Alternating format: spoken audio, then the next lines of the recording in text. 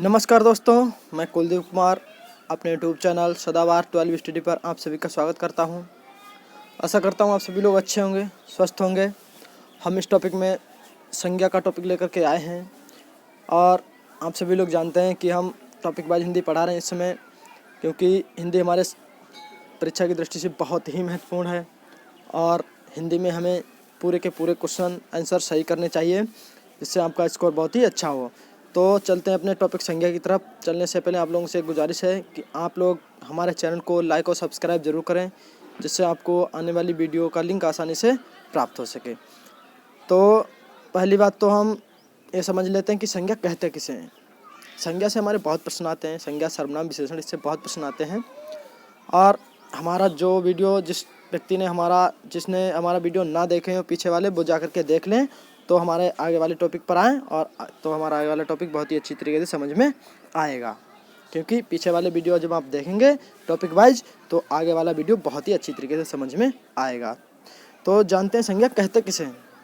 तो संज्ञा का मतलब है एक नाम, यानी किसी चीज़ का नाम। जो किसी चीज़ का नाम होता है उसे हम संज्ञा कहते हैं। संज्ञा का दूसरा अर्थ नाम होता है। इस संज्ञा को नाम भी कहा जाता है। किसी प्राणी, वस्तु, स्थान, भाव आदि का नाम ही उसकी संज्ञा कही जाती है। मतलब किसी प्राणी, वस्तु, स्थान, भाव, उसका जो भी नाम होगा उसको हम संज्ञा कहेंगे। जैसे दूसरे शब्दों में किसी का नाम ही उसकी संज्ञा है। दूसरे शब्दों में अगर किसी का नाम हम ले दें तो उसकी एक संज्ञा है। संज्ञा के प्रकार जान लेते हैं कितने होते हैं। संज्ञा के प्रकार, जैसे व्युत्पत्ति के आधार पर संज्ञा 3 प्रकार की होती है। नंबर 1 रूढ़, नंबर 2 यौगिक, नंबर 3 योग रूढ़। रूढ़ का मतलब ये होता है, जैसे ये रूढ़ हमारा जो कृष्ण शब्द लिखा हुआ है, इसे हम तोड़ नहीं सकते, इसीलिए हमारा एक रूढ़ शब्द है। यमुना, इसको भी हम तोड़ नहीं सकते, ये हमारा रूढ़ शब्द है। और यौगिक का मतलब होता है जैसे जोड़, किसी का जोड़, योग मतलब किसी का योग करना, जोड़ना, लेकिन बहुब्रीहि समास को छोड़कर बाकी जो भी समास आता है वो यौगिक शब्द में आ जाता है। यौगिक में जैसे पन, घट, पाठशाला, ये हमारे यौगिक शब्द हैं। योग रूढ़ किसे कहते हैं। जैसे जलज, दशानन, जिसमें हमारा कोई तीसरा अर्थ निकलता हो। जैसे जलज का मतलब है कमल। अगर हम इसका सही संधि विच्छेद करेंगे, जलज का अगर हम समास करेंगे, समास विग्रह, तो हमारा एक अर्थ निकलेगा, वो बहुब्रीहि समास में आएगा, उसे हम कमल कहेंगे। तो हमारा ये योग रूढ़ शब्द सिर्फ बहुब्रीहि समास के शब्दों को कहते हैं, याद रखना। और बाकी जो हैं वो यौगिक कहे जाते हैं। चलते हैं आगे की तरफ। तो व्युत्पत्ति के आधार पर संज्ञा 3 प्रकार की होती है। चलते हैं आगे की तरफ। अर्थ की दृष्टि से संज्ञा कितने प्रकार की होती है। अर्थ की दृष्टि से हमारी संज्ञा 5 प्रकार की होती है। नंबर 1 व्यक्तिवाचक संज्ञा, नंबर 2 जातिवाचक संज्ञा, नंबर 3 द्रव्यवाचक संज्ञा, नंबर 4 समूहवाचक संज्ञा, नंबर 5 भाववाचक संज्ञा। तो अर्थ की दृष्टि से हमारी संज्ञा 5 प्रकार की होती है। जैसे व्यक्तिवाचक संज्ञा, यानी किसी व्यक्ति या वस्तु, स्थान का नाम, उसका अगर नाम है तो हम उसे व्यक्तिवाचक संज्ञा कहते हैं। जैसे आगे हम समझ लेते हैं अच्छी तरीके से व्यक्तिवाचक संज्ञा किसे कहते हैं। जो किसी व्यक्ति, स्थान या वस्तु का बोध कराती है। नहीं, जो संज्ञा किसी व्यक्ति, स्थान या वस्तु का बोध कराती है उसे हम व्यक्तिवाचक संज्ञा कहते हैं। जैसे राम, गंगा, पटना आदि, ये हमारे नाम हैं, तो उसे हम व्यक्तिवाचक संज्ञा कहेंगे। चलते हैं आगे की तरफ, दूसरी संज्ञा की तरफ चलते हैं, जातिवाचक संज्ञा। नहीं, जातिवाचक का मतलब है किसी जात, एक जाति ले लो तो हम उसे जातिवाचक संज्ञा कहते हैं। जैसे वे संज्ञाएं जो किसी जाति का बोध कराती हैं। जैसे मान लीजिए हमने पेड़ कह दिया, पेड़ एक जाति है, क्योंकि पेड़ का हमने नाम नहीं लिया। पेड़ तो बहुत सारे होते हैं। जैसे हम कहते हैं पाकड़ का पेड़, तो वो हमारी एक नाम है। और अगर हम कहें पेड़, तो वो हमारी एक जाति है। तो एक जाति को हम जातिवाचक संज्ञा कहते हैं। जैसे नदी, आप लोग ये मत समझना नदी एक नाम है, नदी नाम नहीं है, नदी तो बहुत सारी हैं। तो इसीलिए नदी की एक जाति हुई और उसे हम नदी शब्द को हम जातिवाचक संज्ञा के रूप में रखेंगे। अगर हम कहें गंगा नदी, सिंधु नदी, सतलज नदी, तो ये हमारे नाम हो गए, तो ये हमारी व्यक्तिवाचक संज्ञा हो गई। और पर्वत भी एक जाति है। पर्वत तो बहुत सारे हैं, लेकिन पर्वत एक जाति है। अगर किसी एक पर्वत का हम नाम ले दें तो वो हमारी व्यक्तिवाचक संज्ञा हो जाएगी। लड़की एक जाति है, लड़की का नाम ले दें तो हमारी व्यक्तिवाचक संज्ञा हो जाएगी। इसीलिए जो नदी, पर्वत, लड़की, किसी भी जाति का बोध हो तो वो वहाँ पर हमारी जातिवाचक संज्ञा होती है। चलते हैं आगे की तरफ, आगे द्रव्यवाचक संज्ञा की तरफ। द्रव्यवाचक संज्ञा कहती है यानी किसी सामग्री या पदार्थ को जो हमारे किसी भी जो शब्द हैं, जैसे मान लीजिए हमने सोना चांदी या कुछ भी हमने बोल दिया, तो वहाँ पर अगर किसी सामग्री या पदार्थ का बोध कराए जो शब्द, तो वहाँ पर हमारी द्रव्यवाचक संज्ञा होती है। ऐसे इसमें दिया गया ठोस पदार्थ में सोना, चांदी, तांबा, लोहा, ये हमारे ठोस पदार्थ हैं, लेकिन एक द्रव्यवाचक संज्ञा है। ये हमारे किसी पदार्थ का बोध करा रहे हैं, सामग्री का बोध करा रहे हैं। द्रव्यवाचक पदार्थ में तेल, पानी, दही, ये भी हमारे एक सामग्री या पदार्थ का बोध करा रहे हैं। और जितने भी गैसीय पदार्थ होते हैं वो हमारी द्रव्यवाचक संज्ञा आती है। कोई भी गैस ले लो तो वो हमारी द्रव्यवाचक संज्ञा, जैसे धुआं, ऑक्सीजन, धुआं में कई सारी गैसें होती हैं और वो हमारी द्रव्यवाचक संज्ञा। तो चलते हैं आगे की तरफ। आगे हमारी समूहवाचक संज्ञा। समूहवाचक संज्ञा क्या कहती है? बेसंज्ञा, जिस बेसंज्ञा शब्द जो किसी एक व्यक्ति का वाचक ना होकर किसी समूह अथवा समुदाय का बोध कराएं। यानी समूह का मतलब एक समूह हो, समुदाय हो। जैसे हमने कहते हैं समाज, समाज एक समूहवाचक संज्ञा, कि समाज में बहुत सारे लोग आते हैं, एक समूह है समाज, तो वो हमारा समूहवाचक संज्ञा कहलाएगी। यानी किसी एक का बोध ना करा करके एक समूह का बोध कराए, समुदाय का बोध कराए, वहाँ पर हमारी एक समूहवाचक संज्ञा होती है। जैसे उदाहरण में दिया गया है वर्ग, टीम, सभा, समिति, परिवार, पुलिस, सेना आदि, ये हमारी सब समूहवाचक संज्ञा हैं। क्योंकि जैसे हमने परिवार बोल दिया तो परिवार एक समूह है, ना कि किसी का एक नाम, एक व्यक्ति का बोध कराता है क्या परिवार? नहीं, परिवार में तो बहुत सारे लोग रहते हैं, इसीलिए वहाँ पर हमारी एक समूहवाचक संज्ञा हुई। पुलिस किसी एक पुलिस का बोध नहीं करा रही है। पुलिस का मतलब है एक समूह। पर आप लोग ये भी सोच रहे होंगे कि पुलिस एक जाति भी होती है, बिल्कुल होती है, लेकिन यहाँ पर हमने एक पुलिस का एक समूह लिया है, तो वहाँ पर हमारी पुलिस एक समूहवाचक संज्ञा हुई। चलते हैं आगे की तरफ। भाववाचक संज्ञा। भाववाचक संज्ञा में हमारा क्या क्या गया है? इससे किसी भाव, गुण, दशा आदि का ज्ञान कराने वाले शब्द भाववाचक संज्ञा होते हैं। जैसे क्रोध, मिठास आदि। जैसे कोई भी शब्द हो, जो भी शब्द हो, संज्ञा शब्द हो, जो हमारे भाव, गुण, दशा आदि का ज्ञान कराएं, वहाँ पर हमारी भाववाचक संज्ञा होती है। और हम कोई भी संज्ञा लेते हैं, एक जाति होती है, जातिवाचक संज्ञा सभी होती हैं, जातिवाचक संज्ञा सभी होती हैं, सब शब्द हमारे जाति होते हैं। और भाववाचक संज्ञा यानी किसी भाव, गुण, दशा का बोध कराएं। जैसे हमने कह दिया क्रोध, क्रोध दिखता है क्या? भाव है एक, क्रोध दिखता नहीं है, एक भाव, सिर्फ भाव की दृष्टि से हम देख सकते हैं उसे, इसीलिए हम वहाँ पर उससे हम क्रोध शब्द को हम भाववाचक संज्ञा कहेंगे। मिठास, खटास, तीखापन, ये सब हमारे भाववाचक संज्ञा है। तो चलते हैं आगे की तरफ। आगे हमारी कहा गया है कि भाववाचक संज्ञाओं का निर्माण जातिवाचक संज्ञा, सर्वनाम, विशेषण, क्रिया तथा अव्यय में प्रत्यय लगाकर, अगर प्रत्यय जोड़ दें इन शब्दों में, तो वहाँ पर हमारी भाववाचक संज्ञा हो जाएगी। जैसे कोई भी जातिवाचक शब्द ले लें, सर्वनाम ले लें, विशेषण ले लें, क्रिया ले लें, अव्यय ले लें, और उसमें अगर हम प्रत्यय जोड़ दें, जैसे आ प्रत्यय, त्वा प्रत्यय, पन प्रत्यय, इमा प्रत्यय, ई, ता, हट, ये प्रत्यय जोड़ दें अगर हम, तो यहाँ पर हमारी भाववाचक संज्ञा हो जाएगी। कैसे हो जाएगी? जैसे हम देखते हैं जातिवाचक संज्ञा में, जैसे हमने बोल दिया पुरुष, इसमें हमने दिया गया है पुरुष, और हमने पुरुष दिया, और पुरुष में हमने त्वा जोड़ दिया, त्वा प्रत्यय, तो हमारा पुरुषत्व हो गया। पुरुषत्व क्या हो गया? एक भाववाचक संज्ञा, क्योंकि पुरुषत्व एक भाव है, और पुरुष हमारा क्या है? पुरुष एक हमारी जाति है। और जातिवाचक संज्ञा में ऐसे बोला गया है कि अगर प्रत्यय जोड़ दिया जाए तो वहाँ पर हमारी भाववाचक संज्ञा हो जाती है। जैसे नारी, नारी में त्वा प्रत्यय जोड़ने से नारीत्व, गुरु में गुरुत्व। ऐसे ही सर्वनाम में, जैसे सर्वनाम में हमने दिया है, सर्वनाम में क्या दिया गया है कि अपना, अपना क्या है? हमारा एक सर्वनाम है।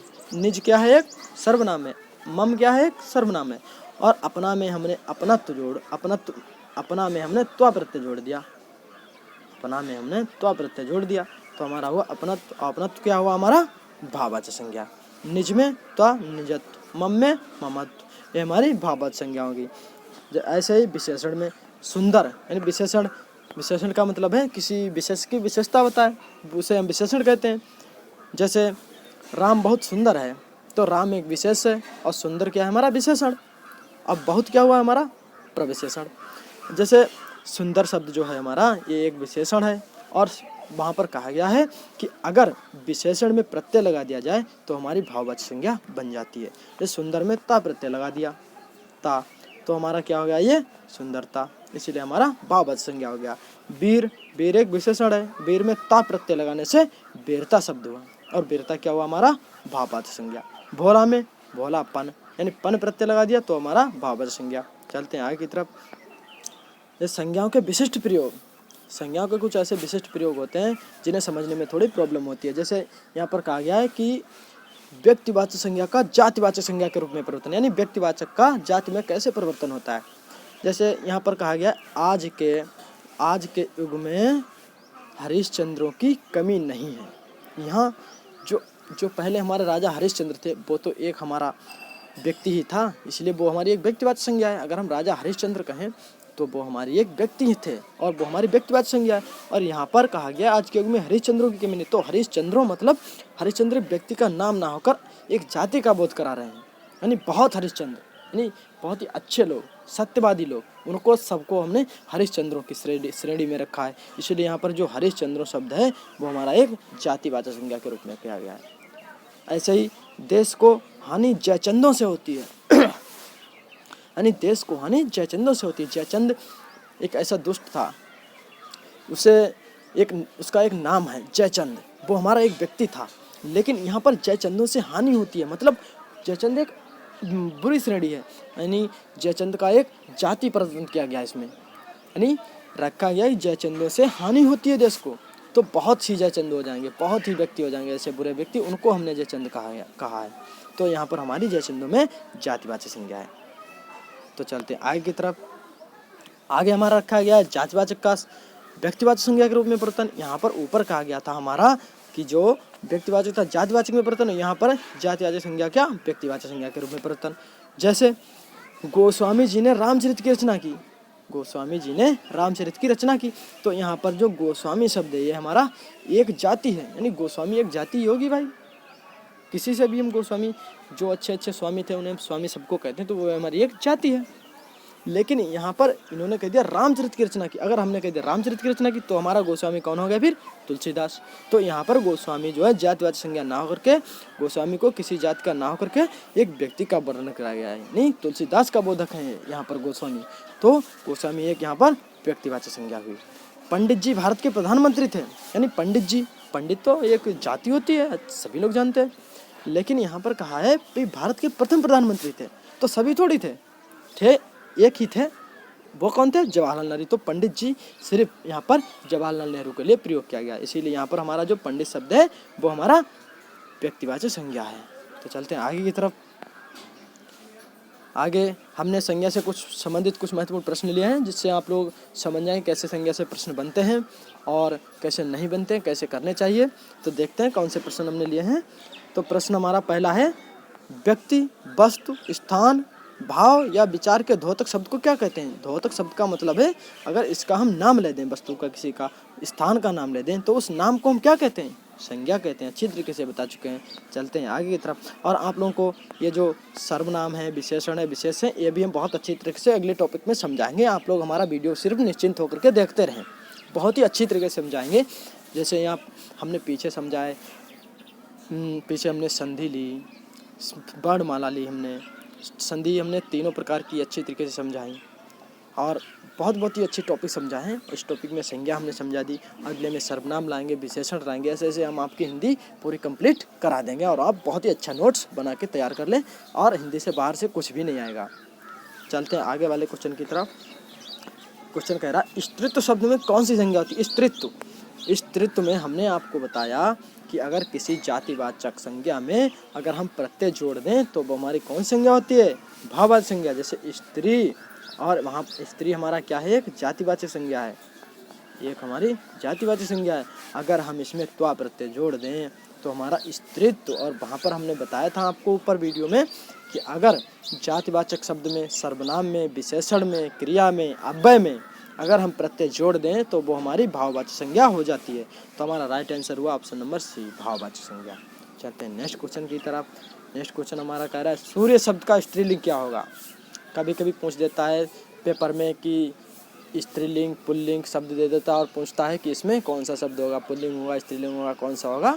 तो हमारा ये भी परीक्षा की दृष्टि से बहुत ही महत्वपूर्ण है, तो याद रखेंगे आप लोग। सूर्य शब्द का स्त्रीलिंग क्या होगा, सूर्याणी, सूर्या, सूर्याई, सूर्य। तो सूर्य का सभी लोग जानते हैं सूर्या, सूर्य हमारा स्त्रीलिंग शब्द होगा। चलते हैं आगे की तरफ। आगे हमारा कहा गया है, निम्नलिखित शब्दों में से कौन सा शब्द संज्ञा है, कौन सा शब्द संज्ञा है। क्रुद्ध, क्रोध, क्रोधी, ऑप्शन डी नहीं लिखा है, हम लिख दे रहे हैं यहाँ पर ऑप्शन डी, हम मान लें क्रोधित, क्रोधित, क्रोधित, ऑप्शन डी हमारा क्रोधित है। तो कौन सी शब्द संज्ञा इन्होंने कहा, तो क्रुद्ध, क्रुद्ध नहीं हो सकता, क्रोध, क्रोध, क्रोध हो सकता है, क्योंकि हमने आपको बताया था कि किसी का भाव, किसी के भाव का नाम, और क्रोध हमारा एक भाव है। तो हमारी संज्ञा कौन सी हुई, ऑप्शन बी क्रोध। राइट आंसर हमारा बी, क्रोधी भी नहीं क्रोधित भी नहीं, याद रखेंगे क्रोध हमारी एक संज्ञा है। चलते हैं आगे की तरफ, क्योंकि एक क्रोध एक भाव है। ऑप्शन नंबर क्वेश्चन नंबर 5 पे है, आंसू का बहुवचन क्या होगा, आंसू, आंसू का बहुवचन क्या, ऑप्शन ए आंसू, ऑप्शन बी आंसुएं, ऑप्शन सी आंसुओं, ऑप्शन डी इनमें से कोई नहीं। तो आंसू, आंसू का जाहिर सी बात, आंसुओं, आंसुओं से आंसू वो गिरा रहे हैं, आंसुओं से वो भीग गए, तो आंसू हमारा, आंसुओं हमारा जो है बहुवचन होगा, आंसुओं से भीग गए, नहीं बहुत से आंसू थे, तो हमारा बहुवचन क्या हुआ, आंसुओं। तो चलते हैं नेक्स्ट क्वेश्चन की तरफ। तो क्वेश्चन हमारे यहाँ पर इतने ही थे। अगर आप लोगों को हमारा वीडियो पसंद आया हो तो प्लीज़ हमारे वीडियो को लाइक और सब्सक्राइब जरूर करें और शेयर भी करते रहें, जिससे आपको आने वाली वीडियो का लिंक आसानी से प्राप्त हो सके और आप लोग हमारी वीडियो देख सकें। टॉपिक वाइज वीडियो लेकर के चल रहे हैं हिंदी की, इसमें हम हिंदी के बाद में आप लोगों को पर्यावरण, सिविक्स, सब वीडियो हम आप लोगों को लिए देंगे। तो चलते हैं, मिलते हैं नेक्स्ट वीडियो में एक अच्छे टॉपिक के साथ में। वीडियो देखने के लिए बहुत बहुत धन्यवाद।